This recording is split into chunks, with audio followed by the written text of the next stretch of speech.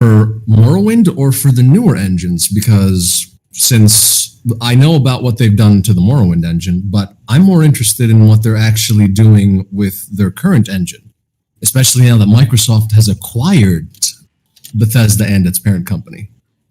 Yeah, that was my stupid way of trying to make a segue for going on to the next topic of Bethesda, which is basically what does that mean for existing studios? What are some of the things that people are kind of interested in? What's the engine? Basically, what are Bethesda fans going to get from this? So let's say that a Bethesda fan is currently subscribed to Game Pass, right? Mm-hmm. Now that they have the company, Microsoft, that is, all of the things that Bethesda got away with, like how terribly optimized the Morrowind engine was, how terribly optimized the Oblivion engine was. Same with Skyrim's and Fallout and all of the other ones that are all built upon the same blocks of the same base engine that has only been tweaked very minutely between each generation. They'll say that they did a lot, and let's be fair, on surface level, what you see is a lot, but in the groundworks, it is really buggy. Oh, yeah. Now that Microsoft owns all of that, they're going to crack the whip on them. They're not going to be able to get away with a lot of the things that they used to. So I imagine we might have engines that are as polished, maybe not on the exact same level, but possibly on the level of CD Projekt Red. We might actually have a game that doesn't bug out as soon as you launch it, and launch your horse and you in the cart into the stratosphere. True story. Had that happen twice on my first playthrough. Died in the cinematic. In the cinematic. Oh, that's didn't even get to name. I wonder though. If Microsoft makes all those if all those updates are coming to the Bethesda games, then will that kind of change the modding community, or will they have to adapt to that as well? Will all the mods have to be redone to match the new engine that's being used, or? Well, this is probably naturally. And also, I imagine that they're not gonna rebuild every single existing Bethesda game into the engine. They're probably gonna be this is the engine for the future. We're gonna use it for Starfield. We're gonna use it for Elder Scrolls 6 and so on. So maybe I would say I don't see them remaking the older games with it. So probably the same mods will exist. It's more for the future when people mod the next Elder Scrolls 6. They now can mod it and utilize the new engine basically. And I guess so I've been kind of looking all over Twitter and looking at some of the ideas that people have been saying, what this partnership could mean, and some interesting ideas. So let me start out by something that you probably don't know about me. I'm a huge fan of Doom. That game, Doom Eternal, is probably my game of the year, and I just love how fun these games are, how quick they run, how challenging, how you're doing a lot of things. Yeah, even if you can see it right now, there's always stuff happening. You never really get bored, and these games are some of the best looking games this generation. The engine they use is amazing, which I've always wondered why they don't use it for Elder Scrolls, but I guess I'll never know. So the first thing that I saw people talk about is, hey, why not make the company help with the next Halo, or maybe even make a new Halo spin-off based on a Halo ODST. Some people have been saying, and that's one that I would absolutely love too, because Microsoft owns Obsidian, who are the guys who made Fallout New Vegas, and they also made the excellent Outer Worlds. Why not give them the next Fallout? Yeah, and go on. This actually is really interesting because Obsidian and Bethesda have been at each other's necks for quite some time, and now they're technically under the same company. Yeah, it's like getting the two siblings that hate each other to get together and do a group project at home, bake some cookies together or something. It's yeah. It's here's the question: what studio does what if they're going to make the games? Okay, so I think So previously, before the Bethesda purchase, I thought that we're never gonna get Fallout for the next gen. But now that because Bethesda's studios are busy with Elder Scrolls 6 and Starfield, but now that they own Obsidian, now I can easily see a new Fallout game after whatever they're working on next. Another thing I could see also, which would be cool, is Fallout started as an isometric RPG, right? And it was basically the old DOS games, the old Fallout games were basically isometric RPGs with a huge focus on story and multiple paths. You know who made those games? It's a company, I believe they were called... oh god, I forgot their name. But basically, the company is now called In Exile, and they're also owned by Microsoft. And in fact, they just released Wasteland 3, which is basically a new Fallout isometric style RPG. So I was wondering, now that they own the IP, maybe In Exile can make an actual Fallout 4 that's like an isometric game with multiple paths, The developer's name for the original Fallout is Interplay Productions. Thank you. That's the one I was remembering. Yeah. Yeah, that's the one I was looking for. It's they basically actually it's funny because if I remember correctly, Interplay was divided into Obsidian and In Exile, and both of which are now part of Microsoft. So in a way, it's kind of like we have the entire family reunion together, even though some. Go ahead. Sorry. I'm hearing all that. I'm starting to slowly sense a Disney version of gaming, Microsoft just owning every game company. I mean, they are the second. Yeah. But the crazy thing is, they're the second largest company in probably the world. I think. I don't know. This is stocks talk, but they own they're pretty stacked in money, so I could imagine them buying more studios if they have to. Well, actually, I think you're onto something here, Mr. Shupa, because that's actually one of the things that so immediately after the acquisition happened, Satya Nadella said in a conference that this is only just the beginning. So no. I think that makes it clear that they probably are buying someone right now. Who's ready for Microsoft Plus? It's called Even Game the Pass. CEO is a true gamer.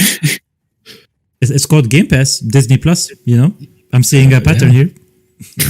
Game Pass, Except, Game Pass Plus. Let's be fair. Disney Plus is charging people still, even though they have the subscription, to pay for things that shouldn't be paid for, like the new Mulan movie. Oh yeah. But yeah. Yeah. So let's hope Game Pass doesn't become like that. They're like, oh yeah, this is joining Game Pass, but you need to pay $60 for it, which is essentially, it's not coming to Game Pass. You just need to pay for it. Hey! You want to play the new Halo? You got to pucker up 5 more books. Yeah. I mean that's a good point too, but I mean that's why you need competition for this sort of thing, because if they have a competitor who also has a pretty big subscription service that people like, then they're gonna have to try to be gamer friendly, I guess. And the problem is right now, I don't think there is anything trying to be close to Game Pass. Well, there is one we're going to talk about later that maybe wants to try, but they're literally just starting, so who knows? Well, should we segue into that? Because this sounds like that might spice up the conversation a little bit. Well, actually, I wanted to say one quick thing about id Software, because before I forget about it, and then I guess we could kind of go to it. So this is a thing. It's not really gaming related. Well. It's gaming related, but it's not. It's more on the technical aspect. But I saw someone on Twitter talk about, Microsoft now owns the id engine. The engine they used to make Doom and Wolfenstein, and he actually suggested that they should put this engine for part of GameStack and use it to compete with Unreal. That's one idea I really liked, and also apparently. apparently Bethesda also owns a cloud streaming technology called Orion. That's apparently I never tried it, so I don't know if it's good or not. But apparently, it allows you to stream games 4K smoothly. So that also looks like a good fit with xCloud. So in general, like, I think Microsoft pretty much did the absolute right thing by buying Bethesda here. Like, it's pretty much feels like the perfect fit when it comes to like everything. When it comes to Game Pass and basically the future of gaming for Microsoft and how they want to basically increase the subscription count. And you could make the argument that, you know, when big companies try to buy each other, you know, that's not really good for competition. And, you know, I obviously understand that, but it's also one of those things where I feel like there is always loopholes for this kind of thing to happen, that companies are just going to keep doing that regardless. So at that point, I've learned to look at the positive instead of just being like, oh, when is this going to stop? Because at the end of the day, this is never going to stop. You're going to see Microsoft buying new studios. You can bet that Sony is probably going to be buying new studios, and maybe Google for gaming, you know. At that point, you just got to look at the positives and basically appreciate it for what is happening. And, you know, for Microsoft, in this case, like with Microsoft, you know, having all of these games come. Sorry, I kept on saying Sega, more Sega. Okay, no, I think I know why she's saying that. I'm going to explain that. I guess I could explain that now. So there was a rumor. I didn't cover it because it was a rumor that Microsoft bought Sega. And at first, I didn't think much about it because it was just like some people speculating. And then someone pointed out that, oh, Microsoft is releasing a new blue controller that has the exact same shade as the Sega logo, basically. And so people are like, oh, I guess they're buying Sega now. But then apparently people have been exploring and found out a bunch of interesting things. For example, apparently one of the Xbox executives was wearing a Sonic the Hedgehog t-shirt recently. And apparently the Sega official Twitter account posted something on, like, randomly before Tokyo Game Show, where there was basically a woman sitting on a desk and doing an X with her hands in front of a box.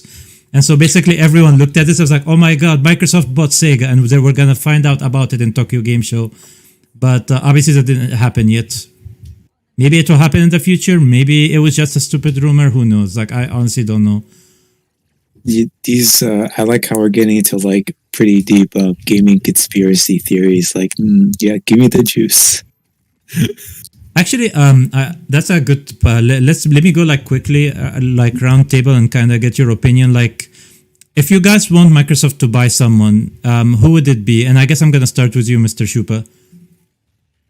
Oh, that is a really good question.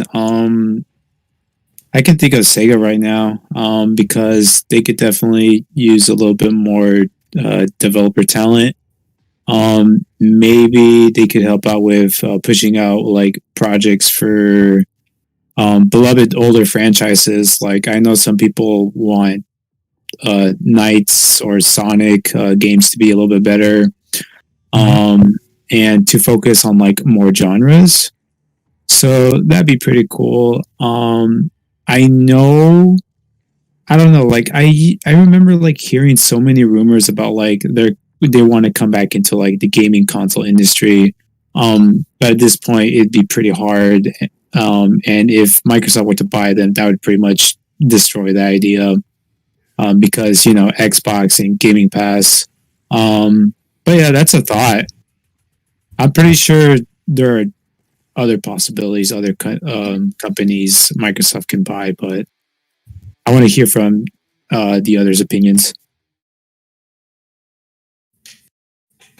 So I'm a little bit on the fence about what developers I think that they should buy, because I'm not sure which direction I would prefer for them to go in. Like, right now we're thinking about games as in what games we enjoyed playing. But what games have we actually spent the most time playing? Like, I know myself, I usually tend to play games that I can play a lot more with my friends than something that has like a strict linear storyline that I would play on my own. So, for example, I'd play things like Vermintide, Left 4 Dead, I'd play an MMO, stuff like that. And I don't see a lot of that on Game Pass or owned by Microsoft. Like, we just see the Destiny 2 being added to the Game Pass recently on the Xbox. Mm-hmm. I'd want to see more of that, because that tends to bring in like a larger encompassing community. Like, take a look at the community for Destiny. That's pretty big. And then compare that to, say, the community for Morrowind. It's a really small, tight-knit group. So I would think for the Xbox community, getting bigger communities involved would make it more of an enjoyable place. Mm-hmm. And I think one really good way of improving or skyrocketing communities is bringing it into more platforms. I noticed Destiny was eventually ported over to PC, and that definitely brought a lot more interest. And then on top of that, they made it free to play, so even the broke gamers can play. And it's just really nice that like it is a good way to focus on community rather than just like because I know nowadays you can make money through like ads and microtransactions, and even though that might be like a little bit cumbersome for some, I think it's worth it in the end because it makes these games more accessible to just everyone, the world, you know? Well, I mean, for me, like, I think that's what Microsoft is trying to do with Game Pass, and that's actually kind of what I like about it, is that it basically makes the games a lot more accessible for people, but then you don't have to handle a lot of stupid stuff like microtransactions, you know, because at the end of the day, it's like it's a collection of, it's basically a shared library collection that we all get, and you basically, if you find something you like, you play it. If you don't, there is so many other good choices on there. So if you like Destiny 2, they have the entire expansions there. If you didn't like it, they also have Witcher 3. So to me, like, and then obviously you have something like xCloud, which pretty much is basically their way to make it even more accessible, where you don't even need to download the games, and you don't even need to own a device. You could just play it on the phone, and eventually they'll let you stream it on PCs, I believe, too. So in a way, like, I think you're absolutely right. Like, they're pretty much making sure that you basically as many people as possible can play their games. You know. All right, I'm gonna hop in. Mm-hmm. So I would say for me personally, the one thing I'm indifferent about, I guess, with Game Pass and Xbox buying everything is I'm more of a indie gamer. I play a lot of indie games, which is why I like Steam, because it's really easy to pick up indie games. And like, I don't know, Microsoft can't just buy all the indie gaming studios. And so I'm kind of just like there's no specific developer that I want them to, purchase, but I would like them to, highlight more indie games. I know they're already highlighting Descenders on there, which is a really fun downhill mountain biking game. They have Human Fall Flat, which is a game I've had for a while as well. So, I mean, I would be really happy if they keep putting out more of those lesser known indie titles. Because there's a lot of those secret ones out there that are a lot of fun to play, but I don't know. I'm still not fully committed to Game Pass. In my mind, it's like, if I only have an X amount of games I want to buy, then it's like I'm only spending, $60 to get like 3 indie games, which usually costs like $20 versus paying like $15.99, a month to not touch any games that I don't necessarily want to play. Like, I haven't touched my Game Pass games in like a month now. Yeah, I kind of totally agree with that, because eventually there are some groups and types of people who end up playing just like the same few games. And even though like that might not be using their value, they're still like enjoying like gaming to a certain extent. Also, I do agree with the fact that Microsoft should like kind of like let some indie studios just kind of like managed yourselves, because like it feels like if you have a bigger company owning a smaller company, that would kind of like twist, or I guess like change up the how do you say it, The culture. the culture and the original like spirit, or the original like aim of what the game is trying to be like. Yeah, no. I guess in my case, so I actually see like a nice variety here, because like we have someone who really likes live service multiplayer games with a huge community, and we have people who like indie games. I actually don't like live service games. I like more single player content that I can finish pretty decently and like just have an adventure from beginning to end. And I think that's why I love stuff like, you know, Doom and whatnot. If I had to pick a studio that Microsoft would buy, the one that I was actually thinking about is, I'm a huge Dark Souls fan. So to me, like if Microsoft buys From Software, like, and these guys, like almost every single game they made is like critically acclaimed, and you know they also work quickly too, which is impressive, because like this generation alone they released Dark Souls 2, Dark Souls 3, Bloodborne, and Sekiro, and they're all Game of the Year nominees, you know. So to me, like as that was like one action RPG studio that, or a game that has a big single player community but also a strong multiplayer community, and they can kind of leverage that with Game Pass. Like I feel like that would be an amazing studio to get, and also would be perfect for Game Pass anyway, because I feel that a big number of the people who buy those games, they buy it on PC anyway, so it still won't be like exclusive, for example, you know. Jasmine is asking if Bandai Namco owned From Software. Actually, no, From Software is still indie. I think it's I think the company that owns it is called like Kadakawa or something.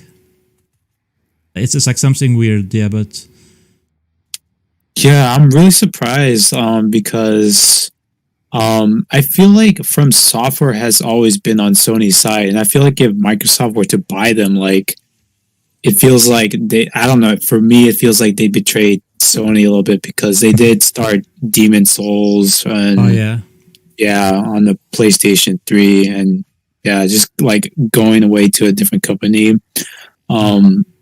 It would feel a little bit shaky for me.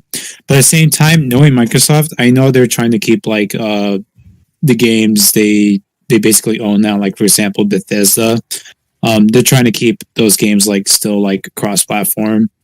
I can't really imagine them like switching them into like Xbox only, like on the dot. Maybe they can make an exclusive, but they do I feel like they have like a sense of like the need to like make gaming accessible, so they have to like keep these games for some Sony as well. Yeah, let's be fair. Like if a game is being exclusive to Sony, I wouldn't call that accessible. Like it tends to get relinquished to the realm of, oh, it's on the PS for now, and maybe in the distant future it will come to PC, and maybe it will come to another console. But recently, at least with what I've seen, because of the Xbox Play Anywhere stuff, whenever something comes to Xbox, it tends to also come to PC.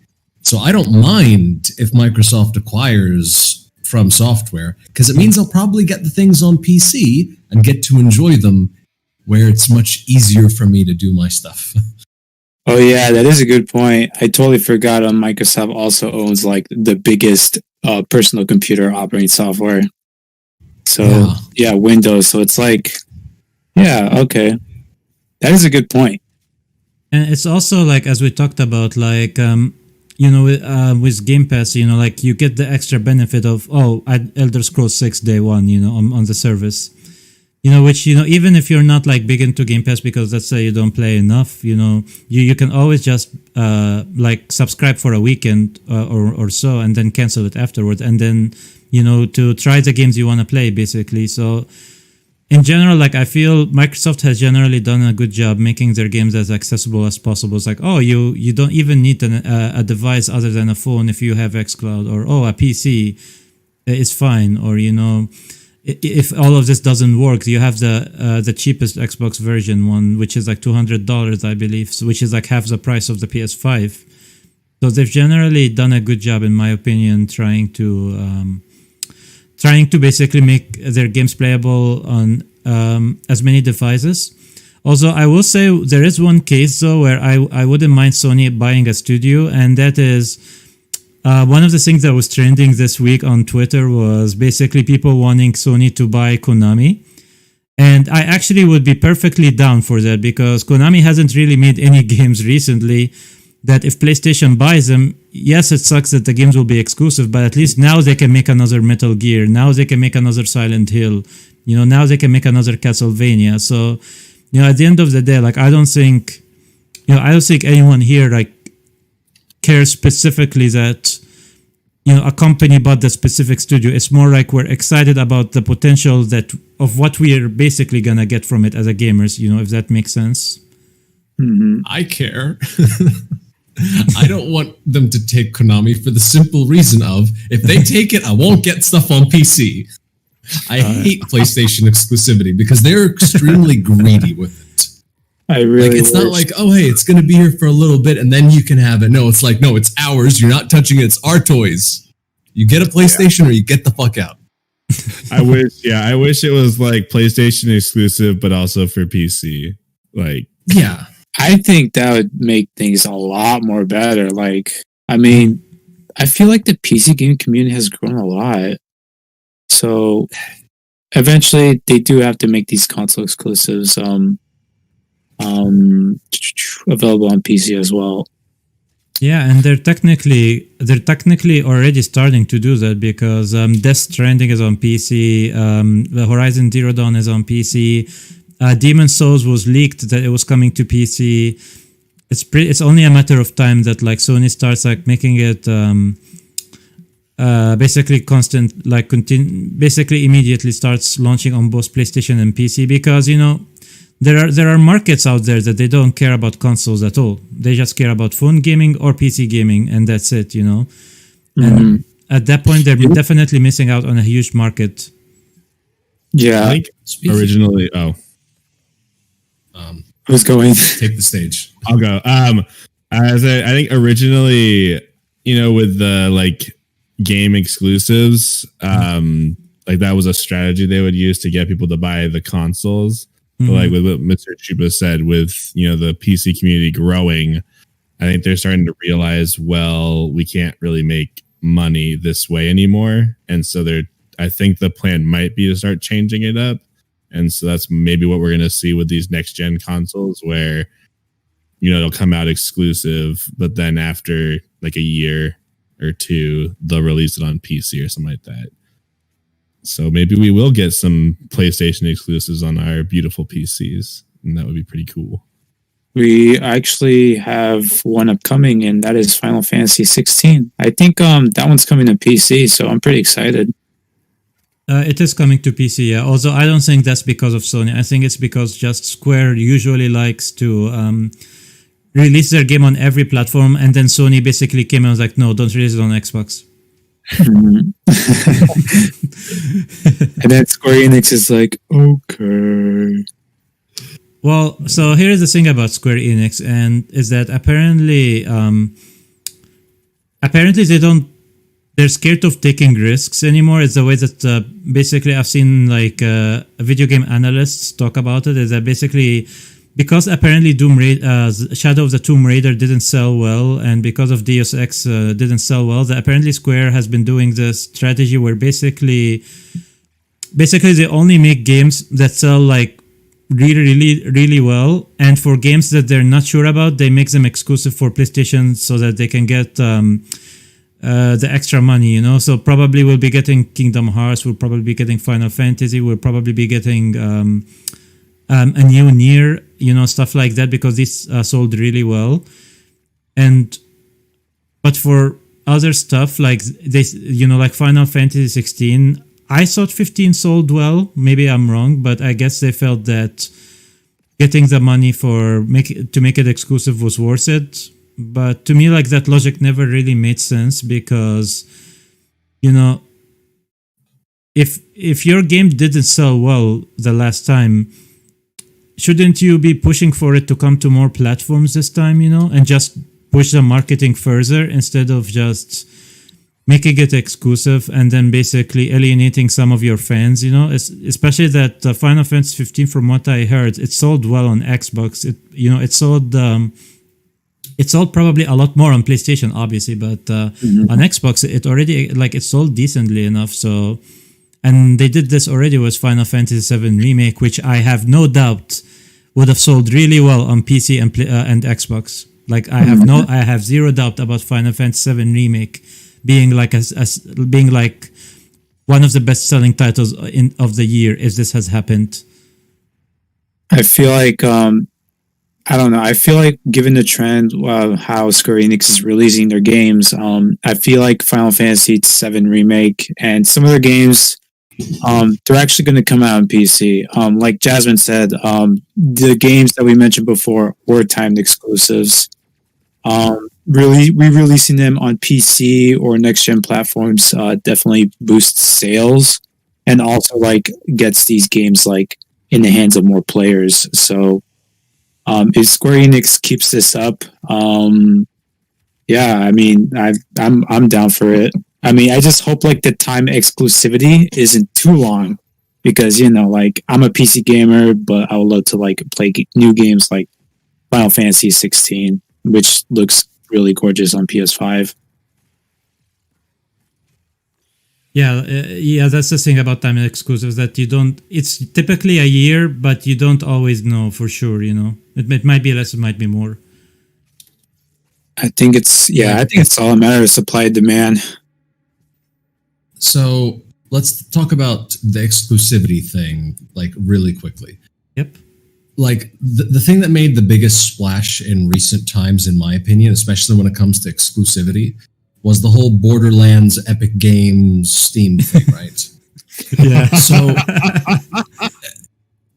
yeah, like, let's just shed some light on exclusivity and how that absolutely backfires in people's faces. Mm-hmm. That was supposed to... Oh, go on. On Steam. Oh, I think it only lasted for 6 months. I think Gearbox censored you because we didn't hear anything for the last second. Oh, wow. I was absolutely ripping into the how bad it went. Okay, can you repeat your rant again? Because I really need to hear this. Me too. Me too. Well, I don't know where I cut out, so should I just start from the beginning? So you cut out from the beginning. You cut out exactly when you were saying that it backfires because, and then I guess either Randy Pitchford or Epic's game censored you. Yeah, they were like, no, don't tell our secrets. Okay, so the exclusivity. How long was that supposed to last? As far as you remember, a year, right? Mm-hmm. How long did it actually last? 6 months. Why do people end exclusivity early? Either because they made all the sales that they know that they're going to have, projected sales are met, and they're like, okay, cool, we're done, it's slowed down. Or it flopped so badly that they were like, oh shit, we're not making any money. Release the floodgates, put it wherever. And then they send it over to Steam. Exclusivity with console sadly doesn't work that way.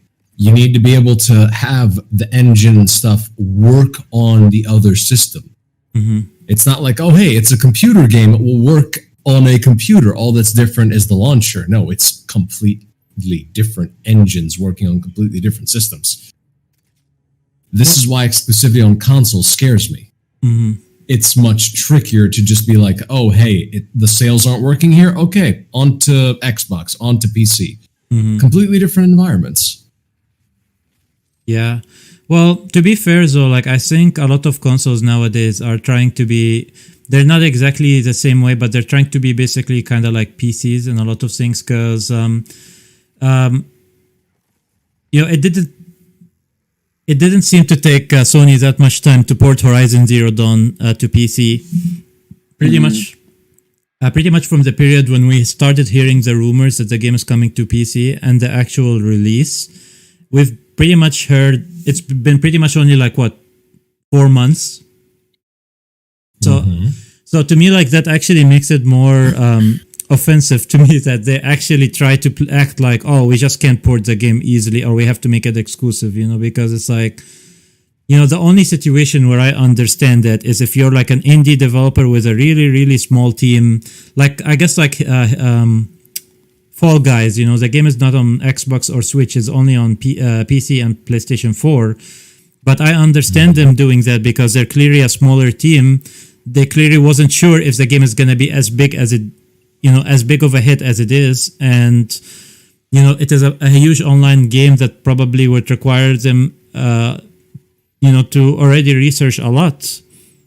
That, it makes sense they would release it first. They would release it for the console that has the most sales, which is PlayStation, of course. So to me, like in the indie case, I can understand.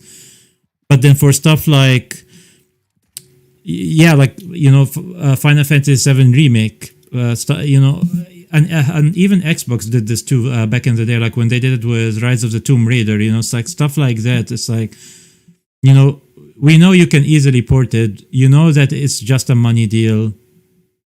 I don't think that's a good idea, I mean, that's fair. Like, let's compare really old games with the older consoles. Like, let's say PlayStation 2, for example, because that's one of the consoles from the PlayStation era that I've had. That had its own legacy and proprietary parts that were made by Sony, like their own chipsets, their own processor, their own graphics card, all that kind of stuff. Nowadays, all of these things are produced by different companies. Like, let's take a look at the newest consoles. What kind of processor have they got? An AMD Zen 2 type processor. Yeah. That's not something that they made. They're essentially running computer parts, but with their own systems. So it makes sense that they can be ported easily with the newer games. But a lot of the older games still can't be ported as easily. You have to use emulators, and then even then, your computer suffers for it. Yeah, or even like a full remake, like what they did with, like Tony Hawk's Pro Skater. They rebuilt the engine and everything to upgrade it for all the new next-gen consoles and PC. And, you have, back then, there wasn't, gaming engines weren't, or I guess, popular third-party gaming engines, weren't usually a thing. If you had to make a game, you had to make your own proprietary engine. But now you have stuff like Unity and Unreal, where literally porting to Android is literally just a button and a click, I could totally agree with that. I was actually at a game jam like a month ago, and I was designing a game for mobile, and I was definitely able to report it into Windows and Linux in just like a few clicks. So Unity and Unreal is focusing on like getting their engines to run on other platforms. Yeah, I do agree with like the fact like with older consoles you did have to make your own engine, and given the fact that like the older consoles did have like their own architectures and hardware configurations, they did have to go the extra mile.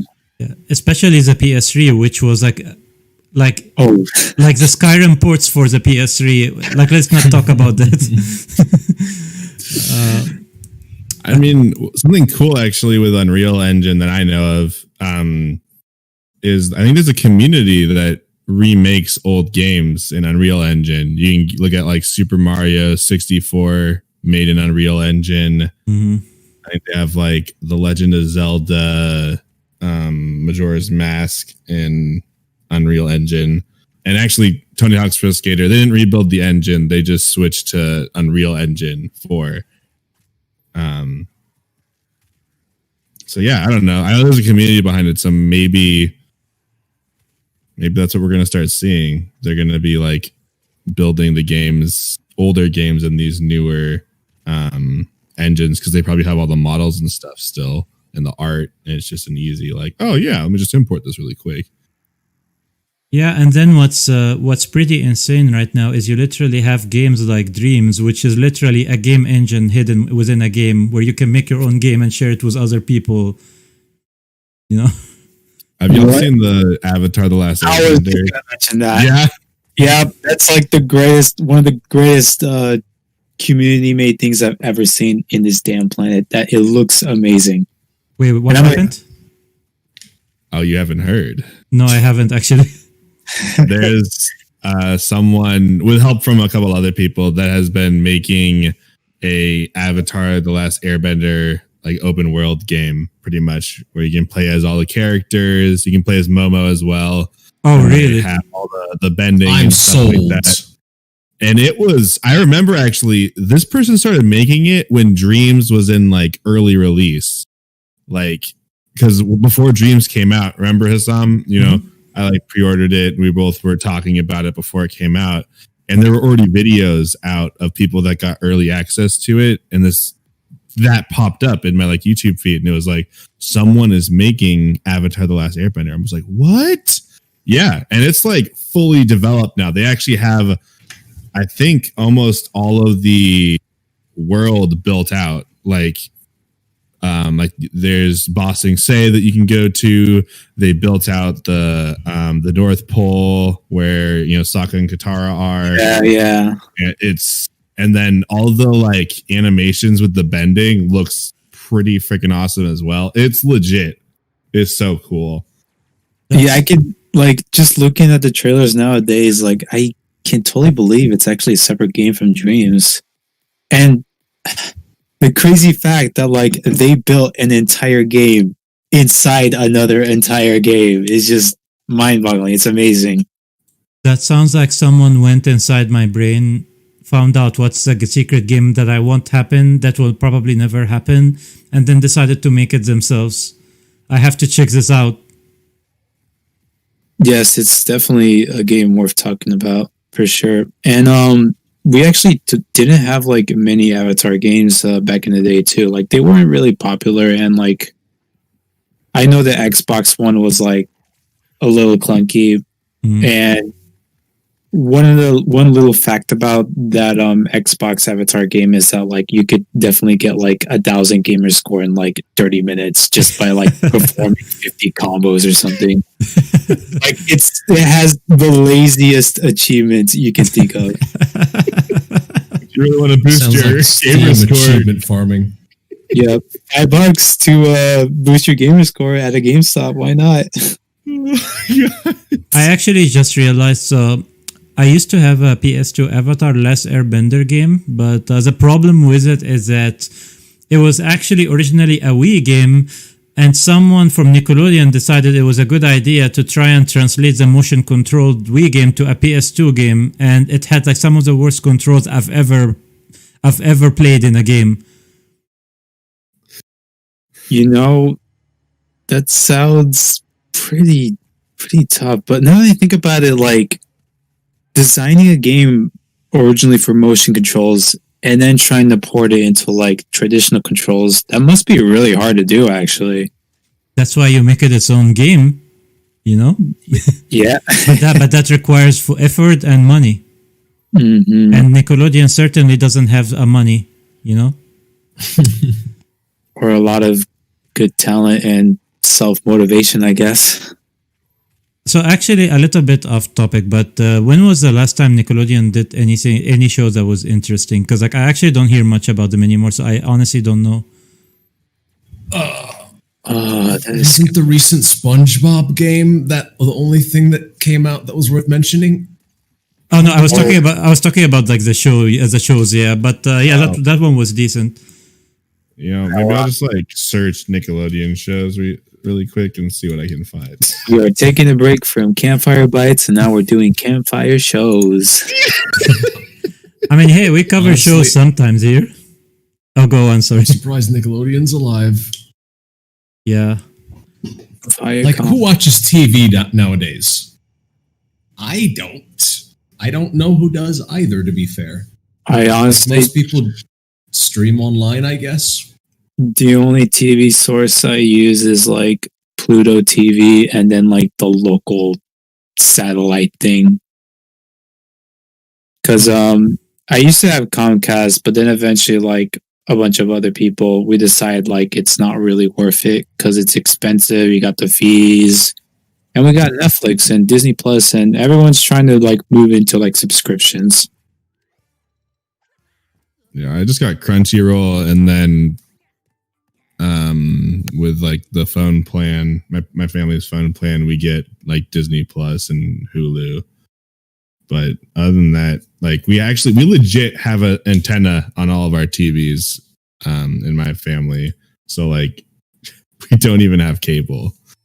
That's what we moved to. Yeah. That's also my way to go. Because usually I just kind of watch the news, and at least for my family, the only important channel is like the Spanish Mexican channel. Mhm. Yeah, so channel. Yeah. it's kind of perfect.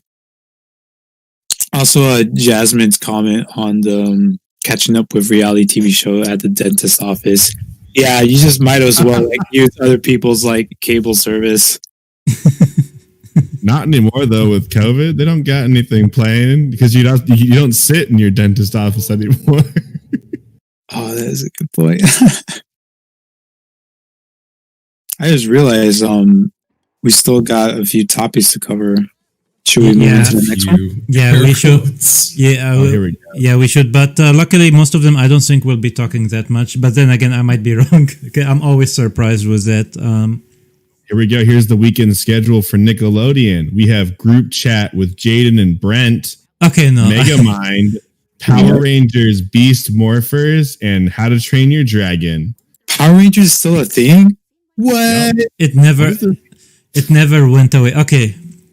If you go to YouTube right now and search Power Rangers, the view count is ridiculous. And I thought people don't watch Power Rangers anymore, but like apparently it never went, and it's still like one of the most successful things ever. I was Let's like be fair. so obsessed with one of the Power Ranger intros where they jump in with the like skydiving board and they like surf in on that. Mhm. I just love That sounds like a newer. That sounds like a newer one. Is it yeah. because the board is like a skateboard? Yeah. Well, yeah. It's like it's like its own specially designed board. Like it's actually designed for parachuting through the sky. But yeah, I'm really into board sports. If anyone can tell, snowboarding, skateboarding, wakeboarding. Nah, well, we never noticed. Totally. No, that's a great thing. First time I Like heard of it. I wish I got into skateboarding when I was a little kid. I know my brother did a lot of skateboarding, but like I was just a total wuss at doing it. Also, I want to shout out to like Machismo for mentioning that Megamind is like the only movie that matters. Like, it is a great movie. I agree. All I remember is that Yes We Can Obama reference. That's all I remember when I saw the movie. But to be fair, I saw it like 11 years ago. But I remember liking it though, to be fair. But just like, for some reason, that's the only joke I remember. Wow, 11 years. Time Right. flies. I Anyways, actually found the name of the Power Rangers movie that has the skyboarding in it, and it came out in 1995. The Mighty Morphin Wow. Power Rangers, the movie. Oh, I saw that when I was a kid. so it is the original. Yep. Right at the Wow. beginning. That was like one of the most impactful movies of my childhood. I'm not gonna lie. Am I allowed to continue on this Power Rangers tangent and ask what everyone thought about the new Power Rangers movie that they came out with? There's a new Power Rangers movie. My mind went on that one. Please don't count me in. I think that applies to everyone here. There's like, wait, that thing's still alive? Anyway, let's continue. Okay, no, I'm gonna try to speed up some of these, but I don't think we'll be spending much time, as I said. But basically, next what we have is Crash Bandicoot multiplayer announced, and I guess what better way than to showcase what we're playing right now. So Crash Bandicoot, basically they announced that there's two modes. There's a co-op mode and a competitive mode. Now, unless I missed something, I don't think they showed actual gameplay of it, but the way I understand it is basically the competitive mode is basically you racing against other people and trying to find out who breaks like the most crates, basically. And the co-op one is actually, from what I understand, because it's a little bit weird, is that it's basically, you know, like how we had the old like NES Mario games, and basically when you played multiplayer, it was basically one person plays, and then when they die, the other person plays. Apparently, that's how it's gonna work. And yeah, to be honest, like I never really thought that kind of multiplayer design would ever come back. To be honest, because I when the rumors came out that Crash Bandicoot was getting multiplayer, I thought. I legit thought that this means that probably something like Rayman Origins or like New Super Mario Brothers. I didn't think it was going to be like, oh, when this person dies, the other one continues and so on. Oh, just like the older arcade games where it's like you lose in your game and then it switches over to the other player's game. Pretty much, or at least that's what I got from it, because the description didn't make sense to me entirely. Mm-hmm. I mean, let's be fair. They said that they currently don't have. I don't know if it's don't have plans permanently or just don't have, but there is no external multiplayer. Everything has to be done local. So imagine having to sit right next to your brother or your sister and be like, "No, it's my turn now. This is my life. I thought we were over and done with that age." Like, have they never heard of split screen co-op? That's what I thought too. Like I'm not gonna lie, part of me is kind of interested to see like what's gonna happen if I play this game with someone and being like, "Oh, you died, now it's my turn." And you know, I play a lot of platformers, so I typically have experience with that sort of thing. Although if you're watching the footage right now, you're gonna see how much I'm sucking because of the ice controls. But normally, like I play a lot of platformers more than other people. So if I play this game, I'm gonna have a very unfair advantage, because you know I'll be playing my turn. I won't die because I play a lot, and then the person who plays with me is probably gonna struggle, and then I quickly get back my turn. You know. Mm-hmm. Yeah. They won't even get a chance to play, basically. Not a very fun mechanic, in my opinion, if that's how they decided to go with it. Yeah, it's like I could kind of relate that, like when I'm at the arcade, like playing, say, like Pac-Man or Frogger.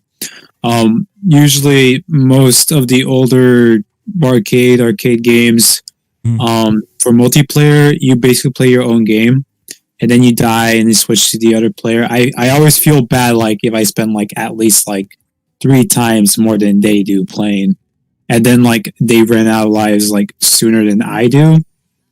So it's like they're just kind of watching me at that point. Nah, I don't care. They should get good. Okay, I tend to agree with that, but for one simple reason. I used to love going to the arcade. Uh-huh. Hey, it may be chaotic, but if you think about it this way... No. I was gonna like comment on Campfire Bytes, thinking that's like on the chaotic neutral, chaotic evil of things.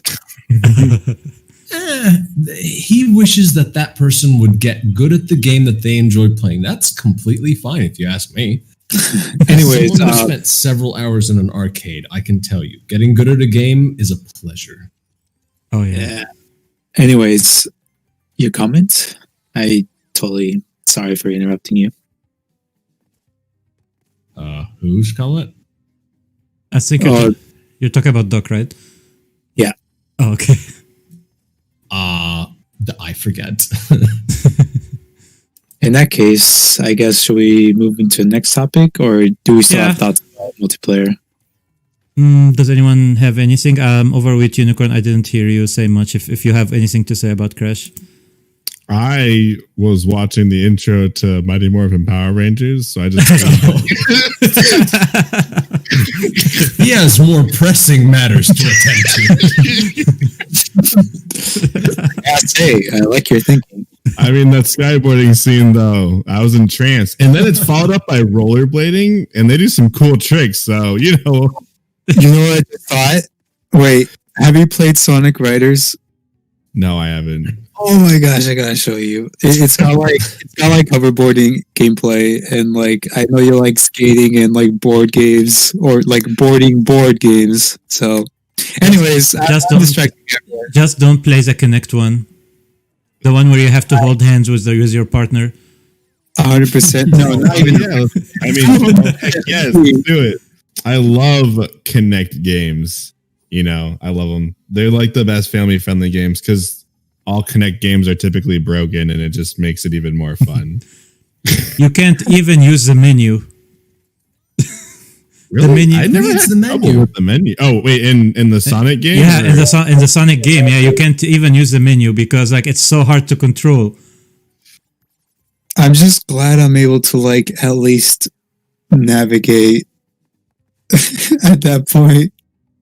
But I did wish the gameplay was a little bit more polished. And speaking of Kinect, I do notice like a lot of like third party, like non Microsoft internal developers, like I think they have a hard time just kind of like understanding how to really develop for the Kinect, because I noticed like studios like Rare, and I don't know who's developed Kinect Adventure, Kinectimals, and Sports. Like they did a really good job, like getting their controls under the way. But then, like you see, Sega try to do a game, and yeah, it was just kind of hard.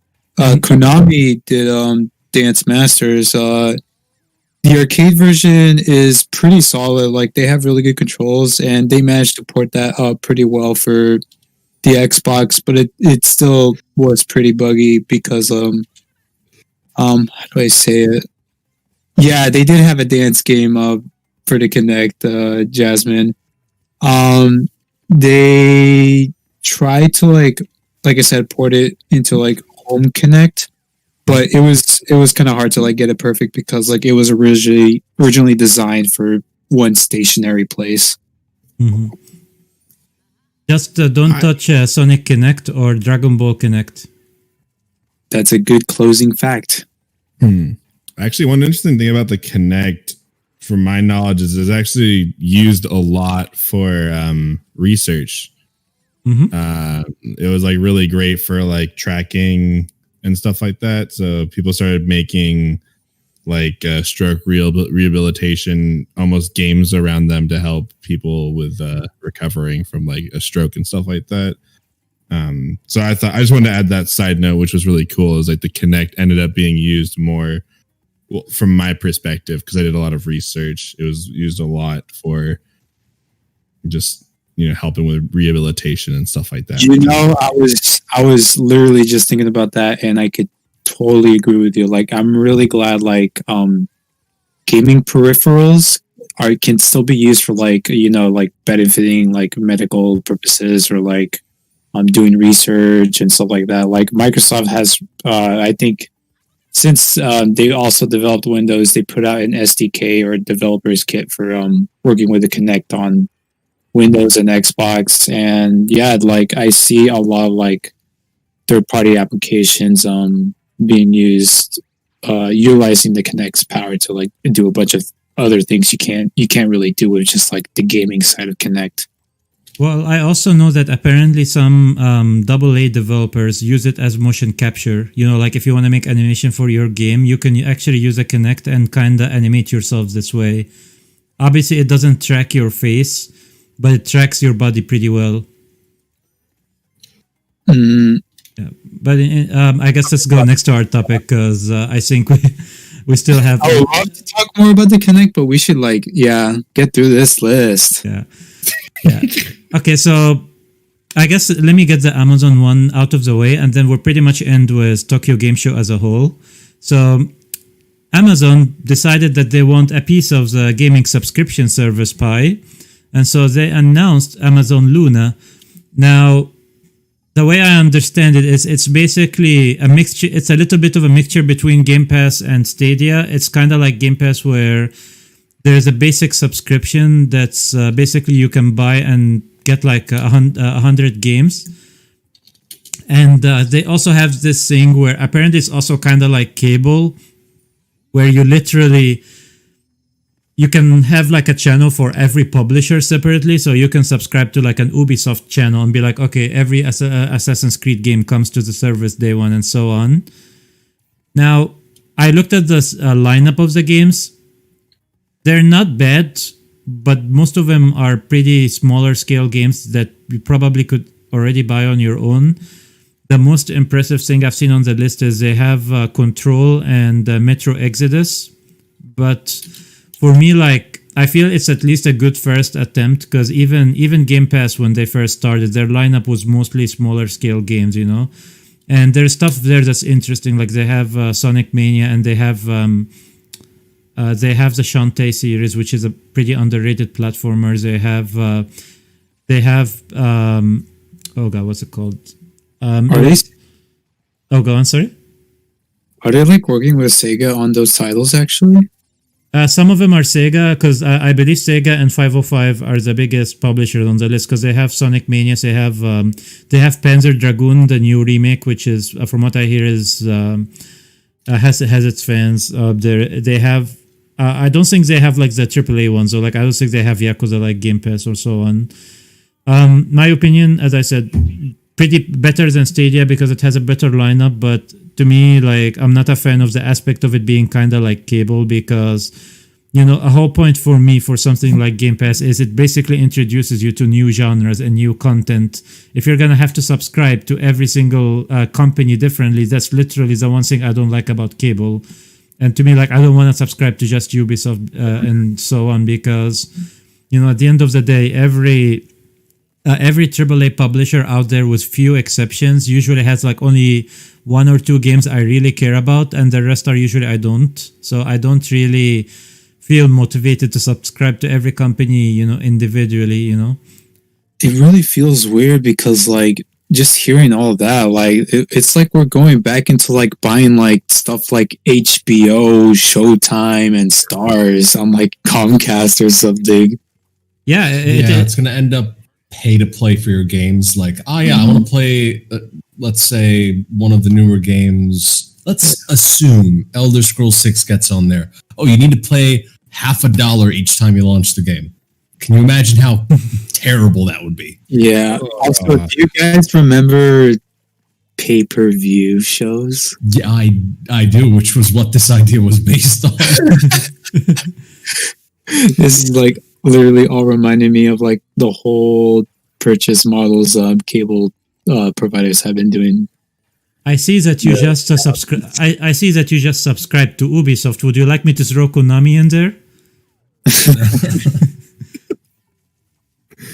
I would like to buy Konami and actually make them make games. They're so focused. They're so focused into pachinko and arcade machines, and just, I don't know. I just wish they like focused into like the console or PC industry like they did back in the day. Sorry, that was just a side rant. Yeah. Also, I mean, that's completely good fair. point. She said, at least it's better than Stadia wanting to buy all the games. Oh yeah, no, like this is much better. Like at least there is a service where at least you can get a bunch of games. Also, I am not sure, but I could have sworn I read somewhere that you might be able to download the Amazon games or something, but I am not sure if that's true. I'll need to double check. The service isn't out, obviously. That's why I can't really know for sure. Yeah, right now you can only, I guess, like email them and apply for like a beta, but so far not much is known about the service other than it will exist one day. I have a feeling it's going to be like their Prime Video, where it's like, if you have Prime, it's like free to launch. If not, you pay pretty much. I have a feeling that's what it's going to be. Oh, they did include Luna into Prime. That would stir things up a bit, yeah. Because they also have Prime. They have the shipping. They have Fresh. I don't even know. That's like, might as well up the package. Amazon's wrapping everything up into Prime. Yeah. They're boxing everything into Prime. I will say, business model. I'm just sad that it's Ubisoft that partner with them, because Ubisoft has my favorite snow sports game, which is Steep, and they're coming out with the other one, and I just hope that it doesn't become like I hope Amazon doesn't take the exclusives route and is like, you can only play this new one. I forget the name of it also, but you have to play this new one by getting Luna. It's like, nah, just let me have my game, please. They would have to buy Ubisoft, but let's be honest, with Amazon's money, they probably can. Yeah. Which we shouldn't say that. No. Amazon doesn't have enough money to buy Ubisoft. Ubisoft's too incredible. They are on Twitch. They're probably listening to us right now. Wait, Doc, I don't see that happening though. Like let's say Ubisoft right now, right? The people who own percentages of that company, one of them being Tencent, is a really big gaming industry, especially outside of the Western Hemisphere, like where what we consider to be normal gaming takes place.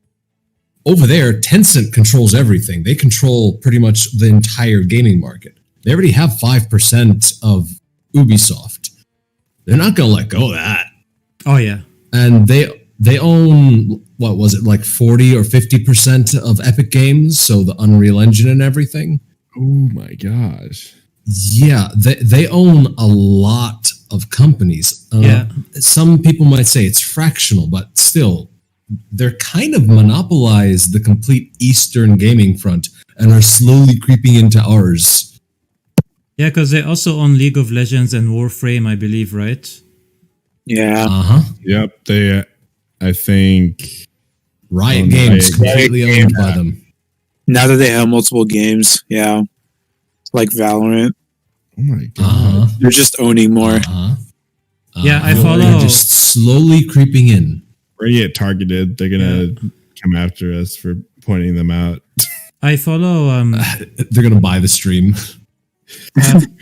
I follow a gaming analyst called Jess Gordon on Twitter, and he pretty much he knows like some leaks because some people tell him stuff behind the scenes, and he seems pretty convinced that Tencent will release a gaming subscription service next year, and we'll probably hear about it maybe even this year. So they're clearly already going that route. Yeah, because they own that route. If you go on the Wikipedia, it actually breaks down what they own. See, it's a lot. See, this is what I needed. More subscriptions. Yep. Cable. Yep. See, but here's the thing that I know about Tencent. Because of the different mindset of the economy, like if you look at these games that are over here, the majority of the things that they have bought are MMO-based games. They're the games that can have lots of microtransactions, which every person that I know of in the eastern side of the planet is like, hey, yeah, pay to win. That's completely normal and acceptable. It's a completely different culture and mentality for video games. Like, let's take really old school right now, Counter-Strike. Did you know that over there, no, really, over there, it was not a matter of who was best at Counter-Strike, but who could code the best hacks for Counter-Strike and then beat his friends with his hacks. Like, yeah, my hacks are better than your hacks. Like, that was the mentality of the culture over there. So people would buy hacks from each other. So it just became, it's pay to win. So it like started with that mentality and then leached over into the MMO side. I thought you were going to talk about the skins, the Counter-Strike skins. Yeah, same here. Well, that's nice to have as well. That's what I was asking about. I thought you were going to go on the tangent of the skins and how it's like some Counter-Strike skins are insanely expensive. That is a really good. There is a really good point you brought up though about like paying to win, but in the scale of mods, yeah, because like I know most community mods and most like gameplay mods are like kind of free and hosted, and like I don't know, a lot of people tend to open source them, but like hearing about people like buying like mods just to like get better at games, like. Wow, I didn't think of play to win in that kind of sense, so that's kind of crazy. Let me give you an example. One of my favorite games is called Path of Exile. It's made by the previous developers that made Diablo 1 and Diablo 2. It is currently owned, sadly, by Tencent. They have a majority share. It used to be 20%, but it's crawled all the way up to 80%.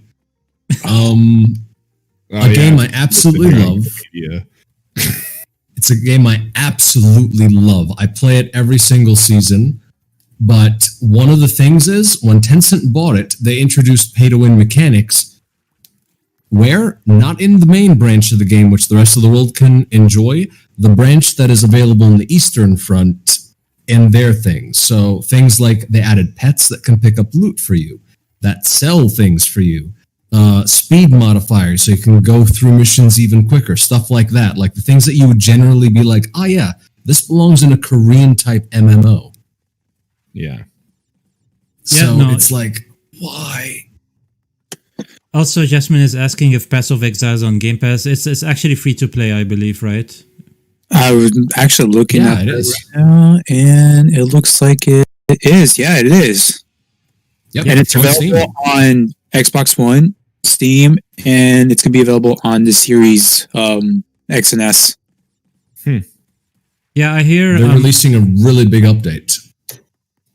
Path of Exile 2. I don't remember when, but it should be soon. It's been in development for a while, and I'm excited for it.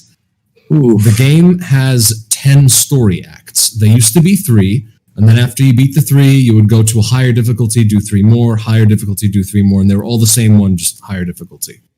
And then they extended it to 6 acts, and then 10 acts, and then that was supposed to be the whole game. And then there's a whole end game, which is even bigger than that. Oh, wow. Now, with Path of Exile 2, they're intending to do a continuation of where the story left off, and in theory, it should be just as big as the first 10 acts, which scares me, because every season I need to do the first 10 acts again to get into the end game. So now it's going to be like, yeah, well, you finish this half of the story, have fun, there's another half to go through.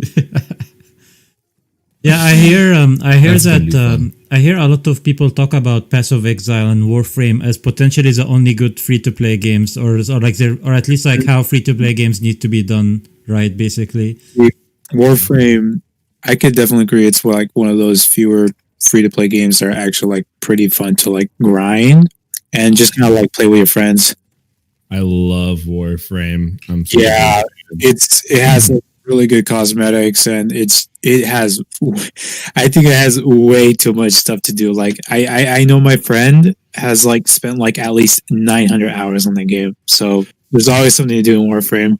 Yep, it's awesome when you unlock what are called the Riven mods, because that's when you can make your gun shoot at like 800% like fire rate with like a 0.1% reload speed, something like that. Like, oh my, it's insane.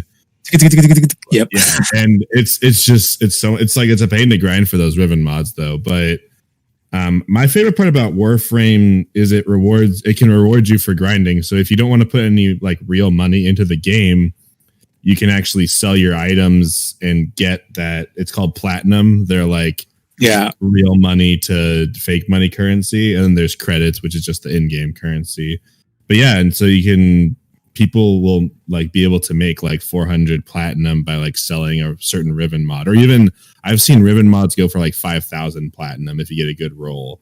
So it's like, that's one thing I always liked about Warframe is it never really forced you to be like, oh, go and buy this or whatever, like spend all this money to get platinum. It was like, if you just want to play the game, and you can sell your stuff and get platinum to, purchase whatever you want to. So that was one of my favorite parts about Warframe. That's how free-to-play games should kind of be. And both Tencent tried acquiring Warframe. Oh, I thought they bought them already. Oh, they still didn't?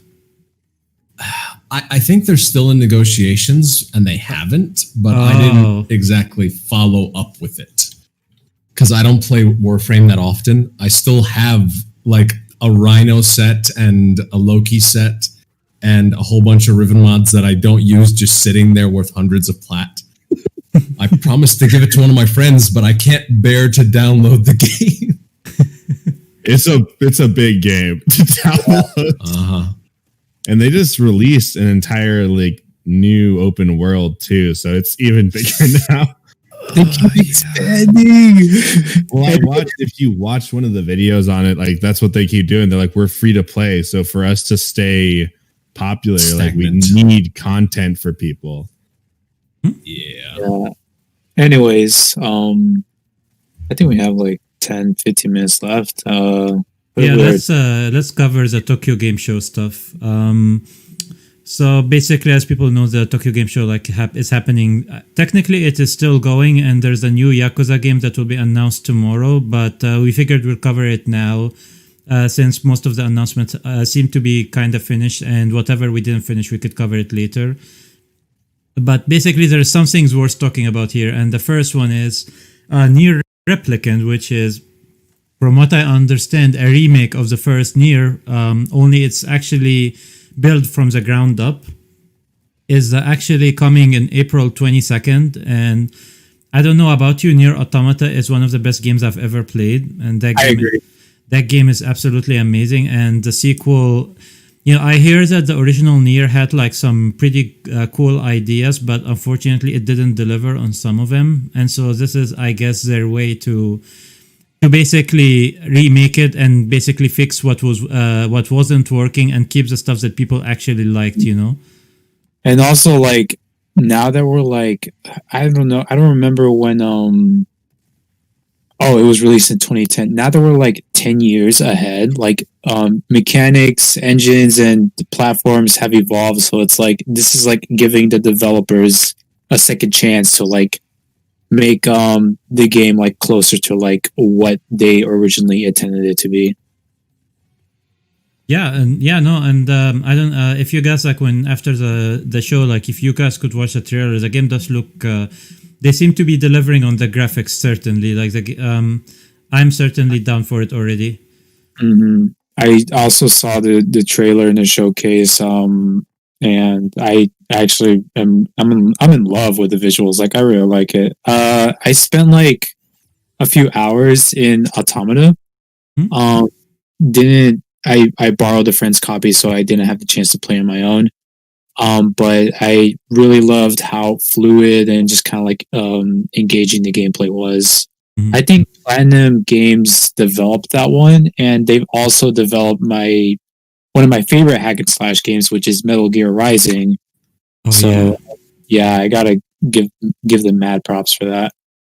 Platinum Games are like some of the best action developers out there, because they made Bayonetta, they made Metal Gear Rising, they made Vanquish, which is a super underrated action game, and I'm looking forward to when they release Babylon Falls, I believe next year, which looks like something like between Devil May Cry and Dark Souls, and like I just like that's a developer I generally.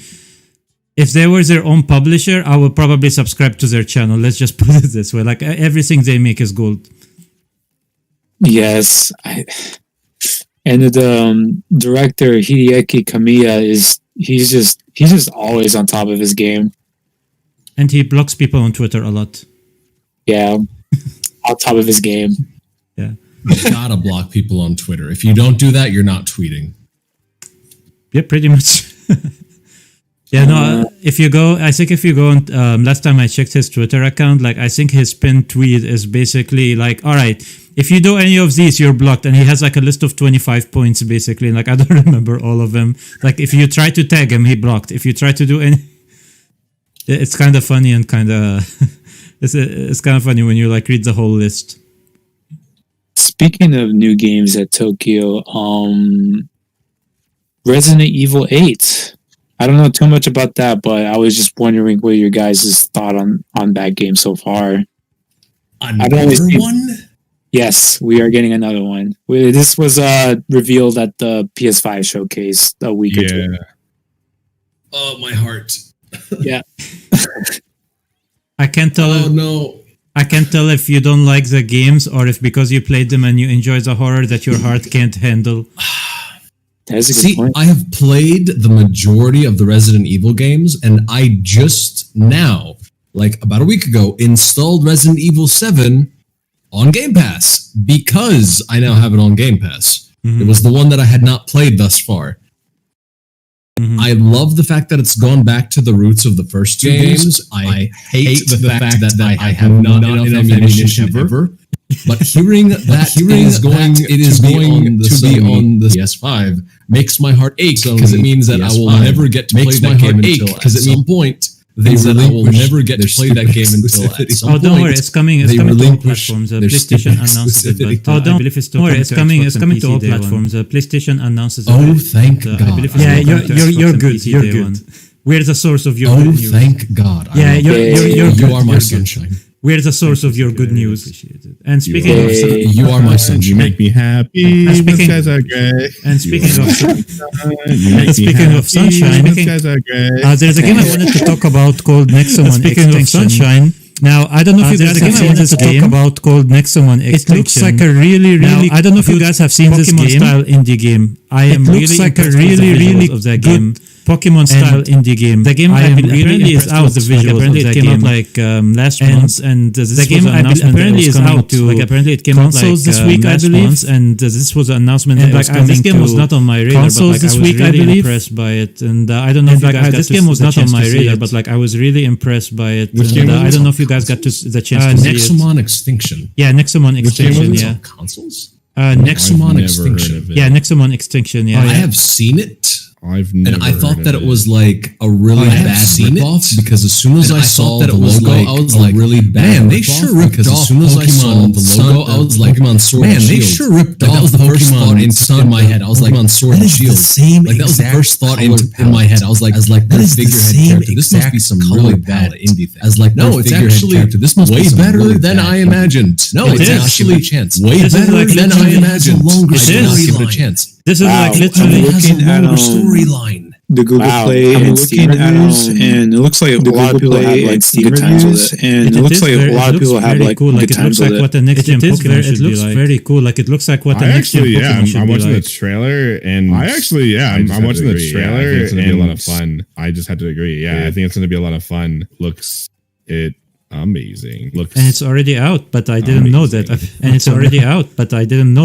love the trailer music too. It's like this hard, like it's like kind of like a little bit rock and roll. Great guitar, kind of like a little bit rock and roll. Great guitar solo going on. Yeah, and then we also have an announcement from Sega. I didn't know that this franchise was big in Japan, but apparently they announced that Football Manager is coming to Xbox. So there's a couple of interesting things about this. Apparently it's exclusive for Xbox, but it's not clear.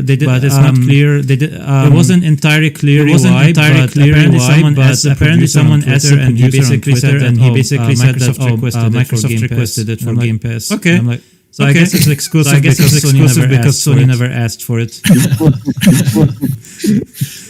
Sony didn't ask. Xbox is like Zibs. Immediately, just give me it. Also, I'll give credit where credit is due. I never played Football Manager, but apparently it is huge in Europe, and apparently it's huge in Japan, which I didn't know. And apparently it's one of the best games on Game Pass right now, which I never played. I never even bothered playing it. But the way I understand it, it's basically soccer. Only you're playing as a manager, and basically you get rewarded either. If you're a good manager, then the team does well. If you're a terrible manager, then the team completely sucks. And apparently that's where the fun is, basically. I remember like picturing like a prison simulator, or was it the Prisoner Escape, or Prison Architect? Or Prison Architect, yeah. There we go. Why am I like picturing this as like that kind of style of game where it's like you see little health bars or like mood bars over each of the like soccer players, and then you're just like, how should I treat this person? Do I give them a breast, or do I put them in quarantine?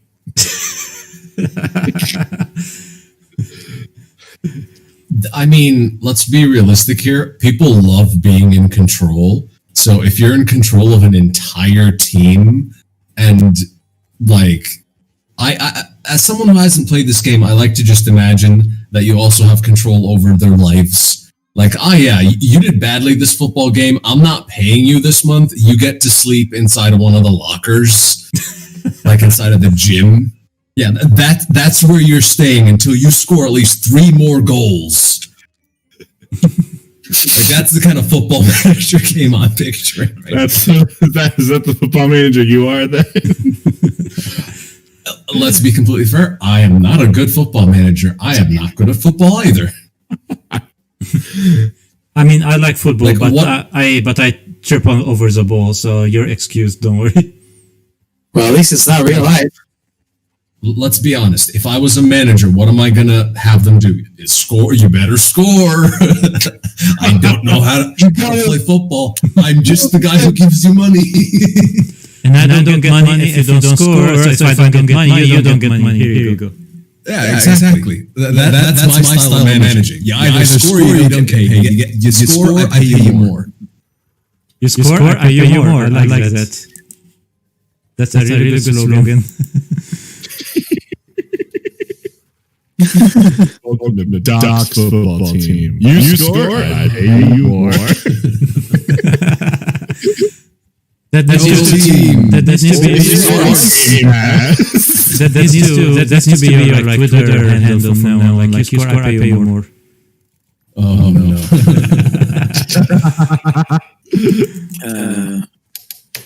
Next topic. No free upgrade for Spider-Man PS5. Is that working out? No. I was gonna. I wasn't sure if we had time to talk about that. So I was kind of like just kind of covering up the rest of the Tokyo stuff. But if we have time, you know, because I see that. Can we slam this really quick? Let's slam it. Yeah. I think this is so frustrating that you don't get a free upgrade with like this, because it's like the Miles Morales game is already like $50, and then they're making all PS5 exclusive $70. So you're just like about to drop $120 if you want this full Spider-Man game.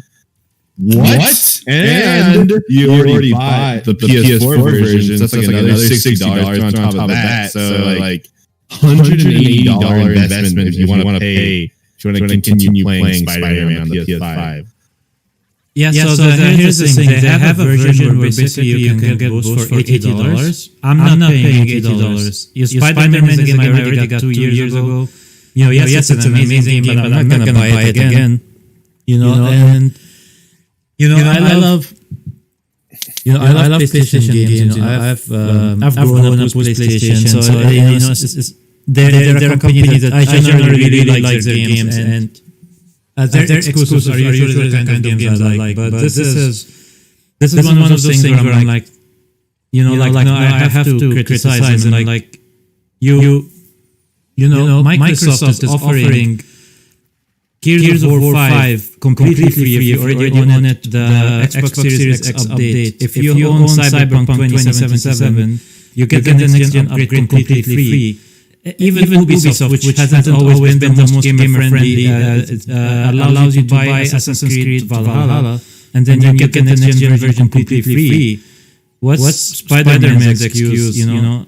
And the game like you could literally find the game right now for $20 here in the US. So like, why would I pay $80 just to, you know? I understand that it'll probably look even better, but that's you know, that should be part of the game. I shouldn't need to pay more for it, you know? Mm-hmm. Yeah. I mean, it's kind of a DLC / story expansion. Kind of like Assassin's Creed Freedom Cry. I don't remember how much Assassin's Creed Freedom Cry was, but it's extension. Yeah, I was also thinking of Infamous Second Son and then Infamous First Light. First Light was like, I thought it used to be a DLC add-on. But it was actually like its own game. So like it's really yeah. Yeah, it's kind of like Uncharted Legacy and all those games. Yeah. So what I'm trying to wrap my head around is, so if you get let's say Spider-Man Miles Morales on the PS4, that can be upgraded for free to the PS5. Why is Spider-Man not being upgraded? Like if you're upgrading one, the PS4, PS5, that's allowed. The newer game coming out, but Remaster generally means, hey, we release the same textures that we have at a higher number, essentially a higher resolution. And you want to tell me that now it's remastered just because you took all the limiter that yourself? Pretty much. Is that exactly what happened between Miles on the PS4 and the PS5? Air quotes remaster. Yep. I mean, look, I'm at least happy that Miles Morales isn't doing that because I really wanted to get Miles Morales at some point this year, and knowing that they're gonna give it away for free, like feel happy. The other one, at the end of the day, I was buy a remake of that, game. I expected that to be free, but it still sucks regardless. Spider-Man PS4 is like one of the best generation in my opinion. Like apparently. I don't remember if it was confirmed or if it was rumored, but apparently they will do the same thing with Horizon Zero Dawn, where basically when the sequel comes out, you have to buy a special edition to get a remake of the original. The original is not gonna get free upgrade basically. So they're just making people pay more money rather than releasing the things with the resolutions that they have at a regular resolution that people would use. They're basically trying to make a deluxe edition of the game. They realize that they don't have content, so they're like, okay, let's just put the old game. Yeah. Pretty much. That's highway robbery. It's just like I love Spider-Man, but I can nowhere recommend it for $80. No. Yeah. But on the bright side, I like to comment that Insomniac makes some of the best games. Oh yeah, Miles Morales is amazing. Again, as I said, at least that game, if you buy it, you get the free upgrade. So I have no reason not to give it a try. Hopefully, assuming it's good. I'm gonna check the reviews first, obviously. Hopefully they'll be a summer sale and I'll get it then. Yeah. It's gonna come in December, so maybe Black Friday. Well, Black Friday is in November. Oh, sorry, November, yeah. No. Well, the game is coming November 10, I believe exactly. I meant to say November. I was just thinking about even if they release it in November, I don't think it's going to get too much of a discount on Black Friday because it was just like recently released. Yeah. Black Friday has such good deals because they're clearing stock. Pretty much. Yeah. You would be like it's a new game. We don't need to clear this new. It's still out anyway. So the most retailers can do is like bundle the games and like sell like that 5% cheaper or something. Yeah. You'd be surprised because I remember afterwards launched in October and I got there. I saw that game in Black Friday for $40 already instead of $60. Oh wow!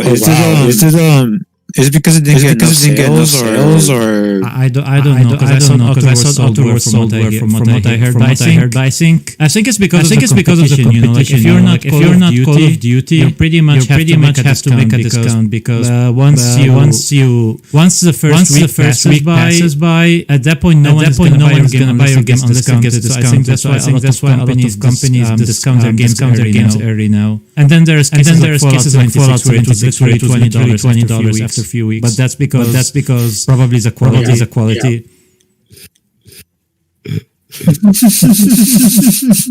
Because no one bought it. Yeah, because I think that's a must. That's a must now. Even now, for me, I probably could buy it at full price. But it's almost worth it to wait for it to be on sale because then it's a new game. Some of the bugs get fixed up, a little bit better. So it's like why you can just wait. You get the same experience. Everything kind of gets resolved. Yeah. The only game I pre-ordered in recent memory was Kingdom Hearts 3, but that's because I was waiting for a sequel since 2006, and Kingdom Hearts is one of my favorite franchises. But even that, I waited to see the reviews because the reviews came super early for that game. Yeah, I think the only game I pre-ordered, which shouldn't be a surprise. Yeah. actually, a mile away. Actually, I'm stupid because I pre-ordered the game you're seeing. That's how I got the demo. Never mind. This is the last game I just because I love Crash. I can't get enough of Crash. Crash is amazing.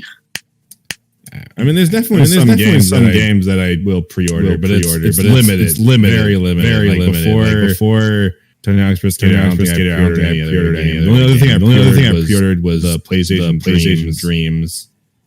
Oh yeah, well, to be fair, Dreams was never full price anyway. Yeah, so I think before that. I haven't pre-ordered anything except like maybe in high school. It was Assassin's Creed Unity. I pre-ordered it. I'm trying to remember so hard what I pre-ordered last time. I think it was I don't know. The last game I remember pre-ordering was I think Grand Theft Auto 5 on Xbox. It's been that long since I pre-ordered anything. Wow. Yeah. Also, Jasmine says apparently all platformers except for PUBG. And like I agree, I hate PUBG, and if it's not PUBG, I don't know about PUBG. It's a theme. But just look up PUBG 3D when you want to hate yourself. Just look at the covers. Not even the cover. Just look at the actual gameplay, and you'll be like, someone actually paid for this. I just get. Actually, one day I'll stream like bad games in general, just like because like I feel like good games like everybody streams them, but I kind of want to make a habit of streaming like the worst of the worst one day, kind of make like a marathon for this holiday, and like basically if anyone has recommendation of the worst games of all time, send them my way, and I'll look into it.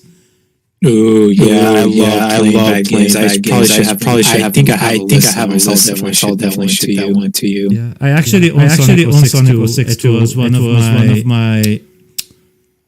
So when I first came to the US, I didn't watch a lot of gaming reviews, and I grew up with Sonic. And back then, I used to go to GameStop. People who live outside the US, GameStop is basically known as store that they're usually trying to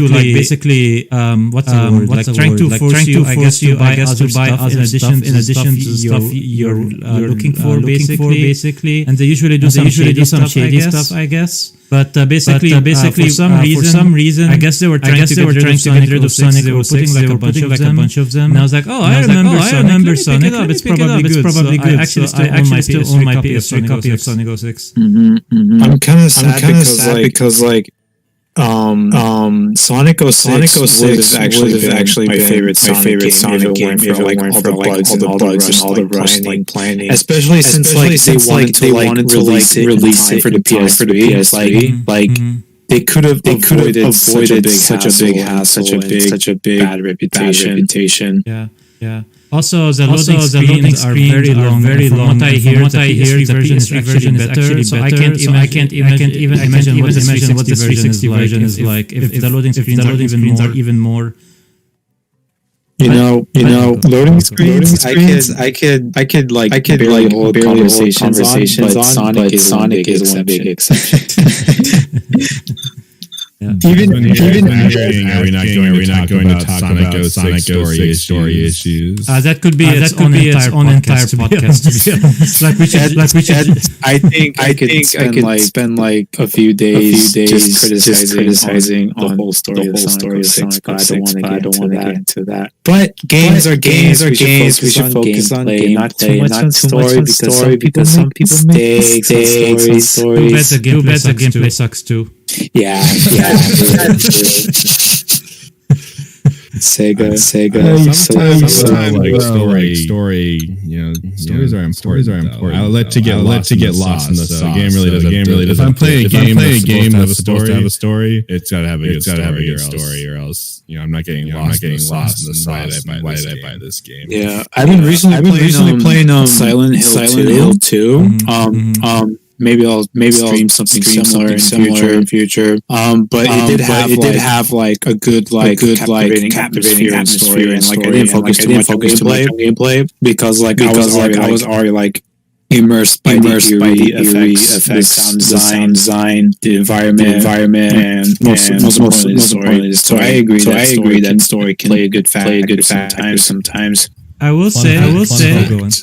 Silent Hill 2. I bought from our equivalent of a GameStop here when I was a really young kid, and I really loved zombie games. I thought that was going to be a zombie game, and I installed the game off of 4 CD discs. Some people might existed back then. I remember that. So it took a very long time to install it that way. My computer was not top of the line back then. It took me hours to get it working. I get it working. I go into the game, and I'm like, where's the zombies? And I'm like going down this really foggy path. I'm like, this is nothing like I was expecting. I find a radio. Doing static. The hair on the back of my neck stands up. I start to go away with the radio, and then something crawls out under a car with this inhumane jittering motion. I closed the game. I put the discs away for another 10 years. And then I beat it. And that's when I stopped being afraid of the dark. Well, here you go. I actually have a fun story for Silent Hill 2. I had a family member who knew that I liked PS1 games back in the day, and basically, but if they weren't gamers themselves, so they tried to do their best. Basically, they would go to a store owner, basically the store owner would be like, "Oh, this game would be nice. Oh, this game would be nice if someone likes this kind of games and so on." They would recommend the game. They would give it to us as a gift, like during a birthday or so on. So one of my birthday gifts. Like I think it was like my mom's cousin, something like that. She went to a store and basically told them that I like platformers, basically. And for some reason, recommended Silent Hill. And I wasn't. Wait. Perfect recommendation. Silent Hill 2 does not compute. Yeah, so that's how I got introduced to the franchise. I'm sorry for laughing in the middle of the story. Like I just remember. Okay. I think it's a great one. I think it's a great story. Yeah, and I'm like, this doesn't. Okay, this doesn't look like Crash. At all. Crash Hill 2. Jasmine here. When you Campfire Bytes. Yeah, like I wish Twitch was saying back then, like it probably would have seen my reaction, like it would have been priceless. But yeah, like that's how I got introduced to Silent Hill. It's just too similar to platformers apparently. Tell us. Wait. Okay, so I guess while Jasmine describes my face, I'm just gonna go. So I think we pretty much can summarize all the rest of these topics into two. So I'm kind of gonna cover the last two, and then we could wrap it up because I assume that you guys we've already exceeded 2 hours, so I don't want to keep you guys waiting for too long. But so the next two things are actually from Sega. The first announcement is they showed gameplay of Phantasy Star 2 online. Apparently, the game is getting a complete remake for free. Like basically, they're remaking the entire MMORPG from scratch. And it's, as far as I'm aware, the game is only on Xbox and PC at the moment. But basically, I've never played the game, but from what I hear, it's like apparently one of the best action MMORPGs out there. And I saw the gameplay of the remake, and normally I don't like MMOs that much because their combat is usually super simplified. It's usually more focused on grinding rather than, depth and strategy, although obviously there are some exceptions. But the gameplay for Phantasy Star Online 2 reminded me a lot of Xenoblade Chronicles 2, which I liked the combat from that game, and the combat seems to be pretty fast-paced and seem to be satisfying. And if the update is completely free, then I really want to try the game because I like action RPGs, free-to-play action RPGs. It looks decent. It looks pretty cool. And the second thing was basically they announced that Virtua Fighter is coming back, which for people who don't remember, that was basically kind of like their Tekken franchise for Sega. It was pretty popular back in the day, but the last one came out, I believe, more than a decade ago at this point. So they announced that a new one is coming at some point, and basically that we know nothing about it other than it has the code name Virtua Fighter X Esports. So it doesn't even have a final name or release date or anything. But yeah, these are basically two announcements. I'm just gonna kind of hear your opinions. But apparently Jasmine is describing my face when I saw the game. But I was too. I'm a big fan of the game, so that's why. Yeah, just pretty much. If you're a Crash Bandicoot fan, you should play Silent Hill. Definitely. Like this, if this is one thing to take from this entire stream, if you like Crash Bandicoot, play Silent Hill 2. It's also on PlayStation. Okay, Jasmine gave me a request to read the whole thing live. Okay. So she says, I remember when Campfire Bytes launched the game for the first time. His face was priceless. I was sitting there looking at the game cover art, thinking this is not right. And Campfire Bytes was excited and launched it regardless. This kind of sounds like a creepypasta, I'm not gonna lie. But anyway, he stares at the fog and then back at me and he's like, this is creepy.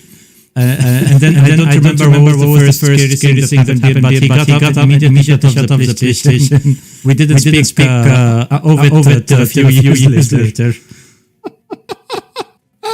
I mean, I'll take your word for it. I don't remember that. All I remember is that there was like a creepy bed, and the cutscene made no sense at first, and I was wondering how the hell does this compare to Crash? Crash.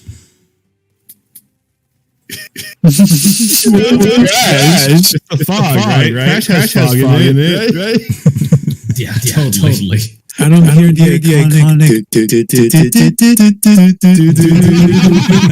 Okay. Let's be completely fair. If you played Silent Hill and through that fog you heard that music with static, I don't care who you are. You're gonna freak out. That was really creepy. If they like slow it down too, it's like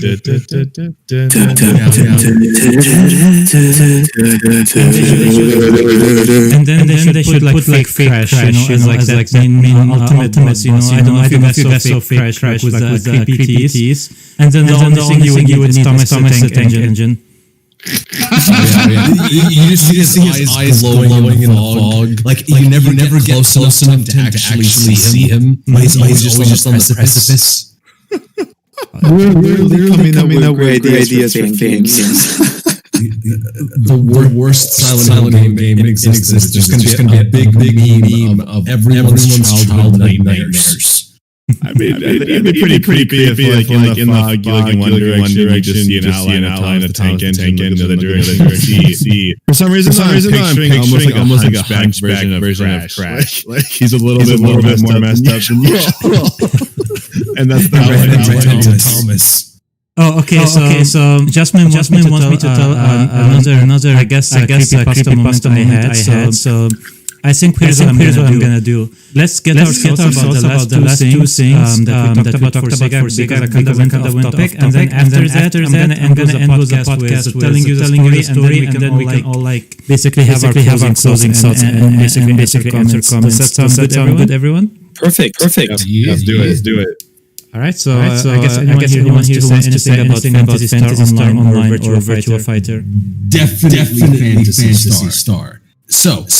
Interesting thing. The first game in the series that I played was on the Sega Genesis, and not the actual Sega Genesis, sadly, because I never got cartridge for that game because they're really hard to find here. But it was on a port for the PC that was a Sega Collections thing. That was really fun. It had Comic Zone, it had Vector Man, and Phantasy Star, at least the second one in the series. Now, when you compare the roots of the game, it comes from a turn-based RPG setting, all the way to where it is now, which is an ARPG.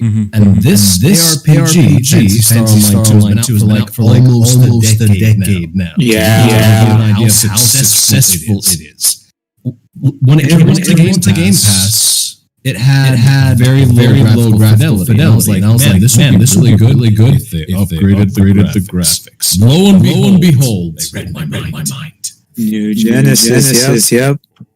Yeah, and I'm actually kind of excited because I did play PSO2 when it first released into the US because I did have some friends hyping about it, and I was like, this would be really cool if I could play on PC and stuff like that. Because I know originally came on. I think what was it? The first PSO or the second PSO came on like Dreamcast.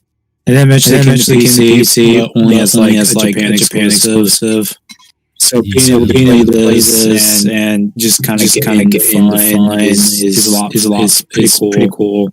I really do love playing the different classes. I've only spent a few hours on it. Eventually it's on my PC, but like just seeing like gameplay, I'm actually excited to like get that stuff on my computer again. This is literally the version of Final Fantasy 7. Final Fantasy 14 of Realm. It's like pretty much reworking the entire game or something. And from what you've played, if you've played the first version of Fantasy Star Online 2, what would you describe the combat is basically like the gameplay?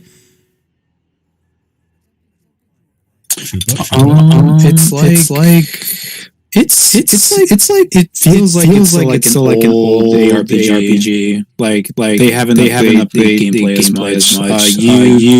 I think my class was one that used like I think a ranged weapon and a shorter weapon. And I picked it because it was pretty cool to like switch between multiple weapons. But I didn't spend too much time on the game, like I said, but it did have variety. But I felt like it needed like gameplay updates. It's like games like Blade and Soul, and I think less going for more like real time approach. Okay, does anyone have any ideas about these two games, or should I go to the creepypasta story, I guess? Creepypasta sounds kind of nice. Let's creepypasta. Now what's an pasta to eat? So creepypasta, I believe it's like the term for like urban legends on the internet. Like basically, someone tells a creepy story on the internet, and then I guess it kind of goes viral. But okay, so this has happened to me, and I still like one of the weirdest moments of my life. Like I remember Jasmine's reaction was hilarious. So this happened to me when I was really young. Like I want to say, I don't even remember. I was pretty young. So one of my favorite games of all time that I played was Toy Story 2 on the PS1, which was basically kind of like Banjo-Kazooie. You're basically doing levels, but collecting stuff and so on. Now. When I used to live in Egypt, a lot of the discs would come. They would usually be damaged on the PS1. So it was pretty common that you would have like audio issues, or you would have like sometimes the game gets stuck in an area. So that part was pretty normal. It was okay. And so one of the things about the game is that there was a certain level when you go to Al's toy house. Al is basically the villain of Toy Story 2. When you go to his house, my music would stop playing. And it basically started to bug out, and you can't hear it anymore. Basically, one day for some reason, as I was playing the game, I suddenly hear music in the game. But it's completely different music. I've never heard in any other part of the game. And it sounds like actual music. It doesn't sound like weird sounds. But it's just a different tune, and it has completely different instruments than the ones that the game normally uses. And so I'm like, what's happening here? and then suddenly my game zooms in on Buzz's face for some reason crashes and then it gives me a weird jump for some reason. Now I was super confused for a while because I was like, what's happening? I've never heard that music in my life. Like, how does that even sing? Now it turns out that apparently the game was also out on the Nintendo 64. And apparently because the Nintendo 64 used cartridges, it doesn't use this. They had a separate version for the same level, like the same a different music. Only it plays with completely different instruments, so that it fits the cartridge format, as opposed to the regular CD-ROM format. And so that's the music I heard. Now I don't know why they put the N64 soundtrack and hid it away in this one, but I guess there was something wrong with my disc. The music started playing by accident. It glitched out. It freaked me out and made me run away from the room. Yeah, that was my creepypasta moment.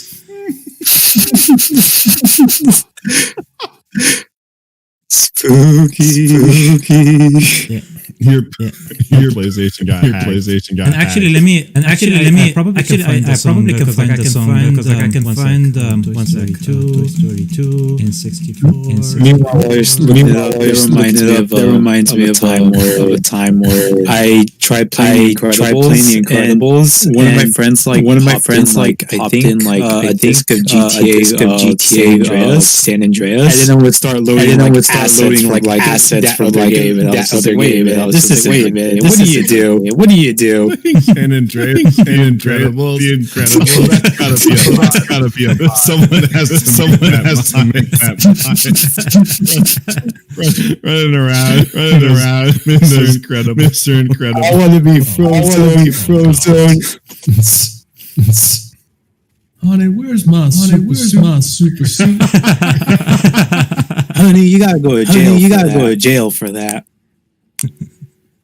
I always love that. That's what I love about modding in GTA 5. You can give yourself superpowers and stuff like that. I've broken the game so many times by trying to use mod plus stop time mod beat levels before anyone's moved, anyone the game freaks out. What spawn point are you at? Why are these people dead? Right.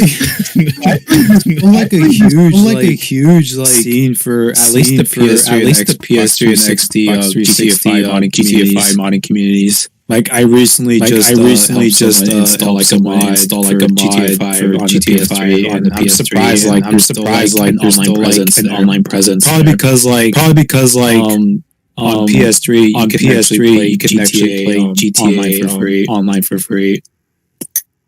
Whereas on PS4 and Xbox One, you need like Xbox Live, PlayStation Plus. Yeah.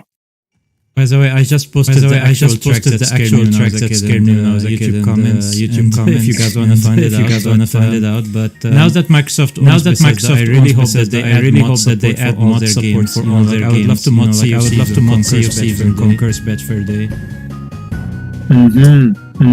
Conquer is another talk game for sure. It's also had one of the most drastic style changes I've seen too. Going from that Game Boy game straight into Bad First Day. That's wild. Wait, there was a Game Boy Conquer's game? Yeah, and it didn't have swear words. It was like actual children's game. Like it was like rated childhood or early childhood or at that point. Are you serious? Yeah. Apparently it didn't do too well. So like, that's probably why. I never heard of it. I don't know why. I don't know what was up with Rare's mind. But like they ended up actually making Bad Fur Day like such a success. So that's why I guess they also went on to make Live and Reloaded. Well, to be fair, the story is best in some of the best in Conquer is Live and Reloaded. Being mature actually I think helped the game quite a bit. I think it helps so much.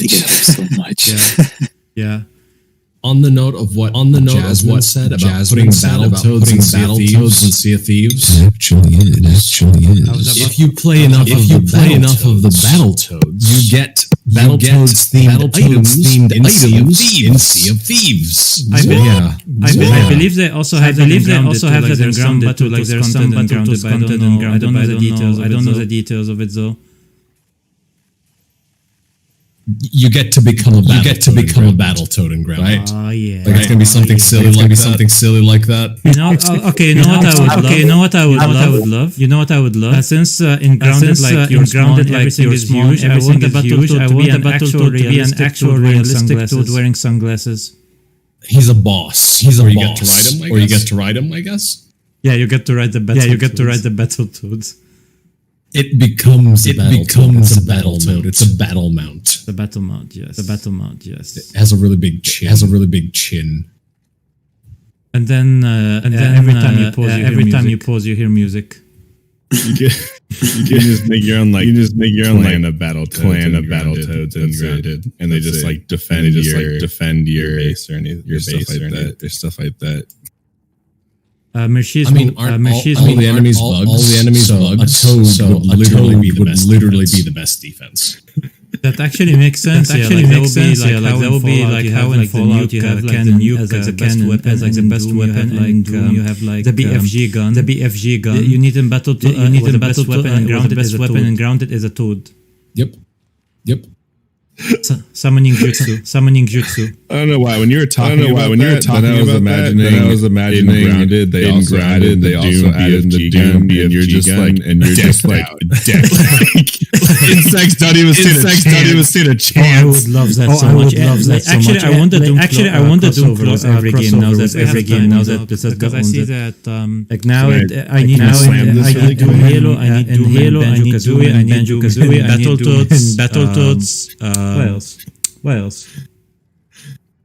So we say, for example, a Halo ring is malfunctioned instead of destroying that part of the universe. It instead opens up a portal to hell, and then the hell beasts and the flood need to fight each other or some shit. Jasmine says put Doom in Viva Pinata. Have you all seen the YouTube video of Animal Crossing mixed with Doom? Hell yeah. Yes.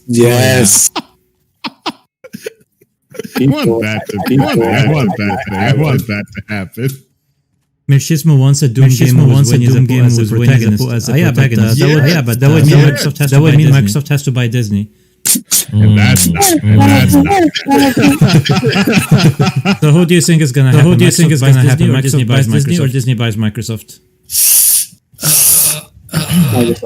Microsoft. Disney buys the rights to the Disney games. Microsoft buys everything except for Mickey Mouse because doesn't want to give away Mickey. Then how would you get Kingdom Hearts with Mickey in it?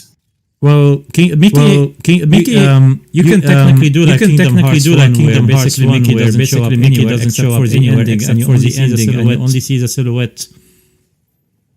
But then what about all the other games? Who cares? Just make up a new story. Okay, I'm joking.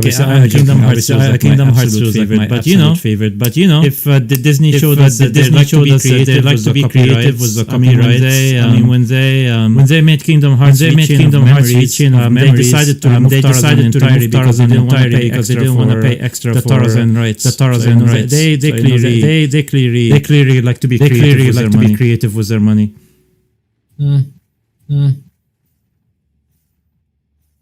Anyway, I guess. Do you guys want to have any closing thoughts? I can keep talking forever like this, but I feel like we need to end this stream at some point because it's gonna be a pain to upload this on YouTube later. You guys have any closing thoughts in general about anything, even if it's unrelated? I think closing's good. Apple is stupid when it comes to streaming because they want you to actually download the game while the point of the streaming service is that you don't have to download. That is the only closing thought that I have. Fair point. Apple has a streaming service. No. They're trying to make sure that anyone is using a streaming service, like let's say Luna or something like that, the only way they'll allow you to use that service is if you download the game that you're using into its own application. So let's say you wanted to stream on Doom on your Apple phone. You would need to download Doom, even though the point of xCloud is to not download the game. Yeah, and from what I see, Apple's logic here, right? The games are like 60 gigabytes. Exactly. You see Apple's logic here, right? Also, from what I understand, you literally have to play each game separately. So, like if Microsoft wanted to bring Game Pass basically to xCloud, they would have to release a version of Doom, and then a separate app that's like Halo, and then another one that's completely different, that's like Sea of Thieves, and then they would have to release every single Game Pass game as a standalone app. Mm-hmm. All the apps, when you open the App Store and you're scrolling through all the recommended apps are just Xbox Game Pass games because Apple makes you make an individual one. It's like, where's the useful app? It's stupid, yeah. It doesn't exist. Well, I guess that's my closing thought. Yeah. I guess we're all done here. I guess. In that case, if you want to guys promote any of your work or any streaming channels, basically anything. In my case, I'm just gonna kind of go quickly. Like this has been obviously Campfire, Bytes. We upload the streams later on YouTube. So if you wanted to join our conversation, you can comment there, or you can join our Discord server. And talk more games with us, and yeah, like you guys talk about where we can find you and all of that. Shupa. Oh, me. I have a channel that I post random stuff, and I'm actually gonna post a music song mashup later tonight. Right after this. Just need to work that on. And I'm going to be streaming tomorrow. Super Mario Sunshine. So just to continue what I started last weekend, and that was a lot of fun. I'm actually excited to play that tomorrow. And your stream is on YouTube, right? And what's the name of the stream? You can just type in youtube.com/c/Mr. Shupa. Mr. Shupa is my handle for pretty much everywhere in the internet. If there's a Mr. Shupa in like say DeviantArt, that's me. There's a Mr. Shupa in Neopets, that's me. So find me by my name. Sounds good. Overweight unicorn or duck. I was expecting unicorn. I was expecting unicorn to say something. I was expecting Doc to say Fair enough. I guess I'll go first. So I'm Doc. You can find me on Twitter at really just Doc. You can also find me at Canary Voice, where I do my VO stuff on the internets. That's about it for me. Y'all know me. It's your boy. Overweight Unicorn. You can find me on Twitch at Overweight Unicorn. I'm also streaming after this. I'm gonna take a quick break though. Oh, you're streaming it right after this? Oh, okay. I actually don't know the stream schedule. Oh, did I? Yeah. Yeah. I think I forgot actually. Okay, let me double check. But yeah, we have. Yeah, I don't have it on my schedule. I don't have it on my schedule. I only have. You did. It's all right. It's all right. I'm streaming it because I really just want to finish the first game. Then I can. Because then blocking me from playing the rest of everything. So it's not supposed to be that big of a thing, but people show up. Anyway, you can also find me on YouTube either at gaming account, Overweight Unicorn, or my other account, ASLDHGALK. Remember that. That's me. The one with the viral videos. Yeah. Yeah, but I guess everything. That's everything. I guess before I forget, also Kodiako. I don't think it's here anymore. It's actually streaming Rise of the Tomb Raider right now. If you wanna check it out. In general, thank you all for all the people who are watching and who are joining us. This is our first stream with 4 people. I thought it went much better than I thought. Thank you all for joining the podcast today, and thank you all for everyone who's been everyone who's been in the chat. Thank you all for having a conversation. As always, this is one of the most fun things to do in the weekend. And I had so much fun. Personally. And I'm gonna end the stream. So yeah, I'll see you all next week. Have a good one.